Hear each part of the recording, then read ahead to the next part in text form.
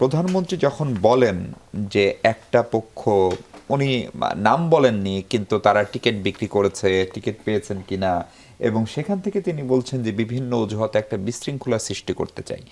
একটা সরকারের বয়স 2 মাস হলো না, তখনই সেই শক্তি, যেই শক্তি দীর্ঘদিন বিএনপির রাজপথের আন্দোলন সংগ্রামের পরীক্ষিত শক্তি একসঙ্গে জোট ছিল, তারা কেন বিশৃঙ্খলা সৃষ্টি করতে চাইবে? এমন বড় কোনো রাজনৈতিক ঘটনাও সম্ভবত ঘটেনি। অর্থনৈতিক যে সমস্ত ঘটনা ঘটেছে সেগুলো খানিকটা হয়তো ম্যানেজমেন্টের সমস্যা, এবং বাকিটা হচ্ছে বৈশ্বিক অর্থনৈতিক বা যুদ্ধের ফলাফল। তাহলে এই জায়গায় কেন গেল বিরোধীদের সঙ্গে সম্পর্ক 2 মাসের মাথায়? বিরোধী দলের সাথে আমাদের সম্পর্ক যে খারাপ হয়েছে এটা এরকম ভাবার কোনোই কারণ নেই। সংসদ অধিবেশনগুলো দেখলে আপনারা বুঝবেন। এখন আপনি বলছেন যে আমাদের মাননীয় প্রধানমন্ত্রী যেটা বলছেন যে দেখেন, মানুষের কাছে এমন একটা ধারণা দেয়া হচ্ছে যে জুলাই সনদ, গণভোট, এইগুলো মনে হয় বিএনপি আপনার অ্যাকসেপ্ট করছে না বা মানছে না।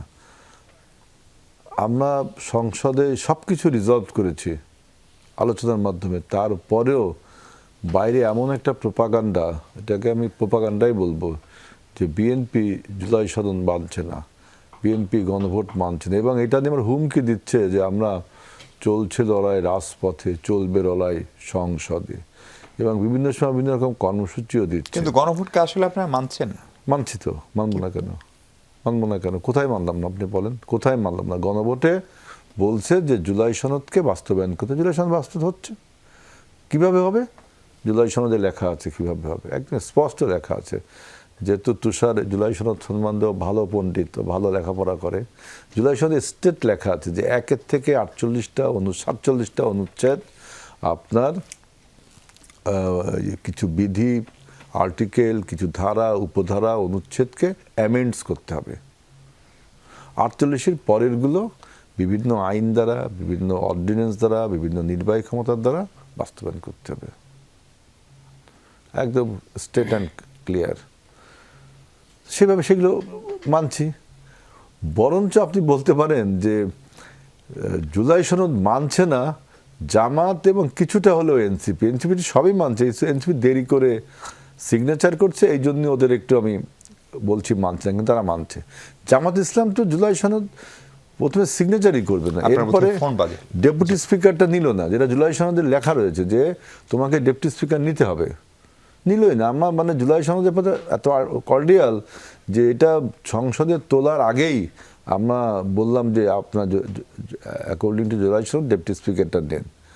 আর ওই যে নারীদের যে আপনার সিট সংরক্ষিত, ওইটাও দেখলেন যে তুষারদের দল ঠিক মতো মানছে, আমরা কিছু হলেও 10টা মতো দিয়েছি, আর ওরা একটাও দেয়নি। কার একটা দেয়নি? জামাত একটাও জামাত থেকে দিয়েছে তো। কই নারী আসন দেয়নি একটা।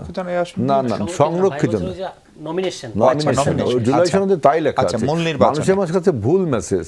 তারপরে এই যে একটা কথা তুষার নিশ্চয়ই বলবে যে ভাই আপনারা সংবিধান সংস্কার পরিষদে কি জানো শপথ নিলেন না কেন? জুলাই সনদে কি কোথাও লেখা আছে সংবিধান সংস্কার পরিষদ? বলুক, লেখা নেই। এটা আছে আদেশে। আদেশ ইজ নট চার্টার। আদেশ ইজ নট এ চার্টার। আদেশ নিয়ে অনেক বক্তব্য আছে, বুঝছেন?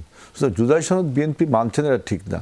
আর আপনি যেটা বলছেন যে রাজপথে ওরা যে ষড়যন্ত্র করছে, অমুক করছে, আপনি দেখেন তেলের ব্যাপারটা দেখেন। প্রধানমন্ত্রী বলছেন, আমি যেটা বলছি যে তেলের ব্যাপারটা দেখেন।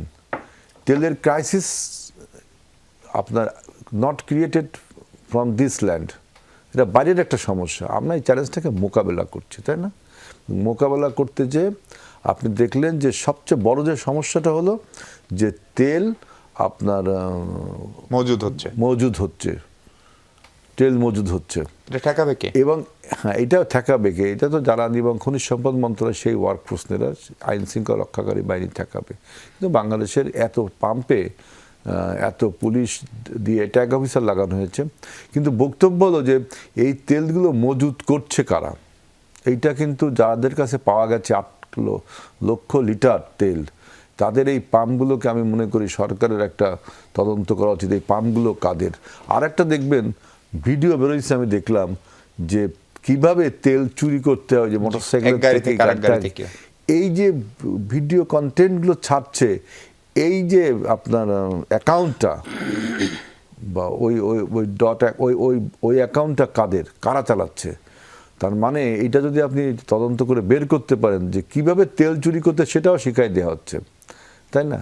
আর অল টাইম যদি আপনি বলতে থাকেন যে সংসদে আমাদের এই কথা না মানলে আমরা রাজপথে যাব, আবার সংসদে তো আপনি রয়েছেন, ওই যে অধ্যাদেশ 133টার ব্যাপারে আমরা 133টা উত্থাপন করলাম, 4টা অধ্যাদেশ খুব গুরুত্বপূর্ণ, যেটা আমরা বললাম যে আবারও আমরা বিল আকারে আনবো, যেহেতু এইটা যে অধ্যাদেশটা আনা হয়েছে এইটা আইনের অনেক লুফলস আছে, এখন বিল আকারে আনলে সমস্যা হবে।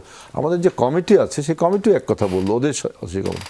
সুতরাং আমরা বলছি এইভাবে আপনি যদি বলেন যে 2.5 মাসের সরকারকে এখনই আপনি দেখে নেবেন, আপনি চলছে লড়াই, রাজপথে চলবে লড়াই, সংসদে পলিটিক্যাল ভাষা,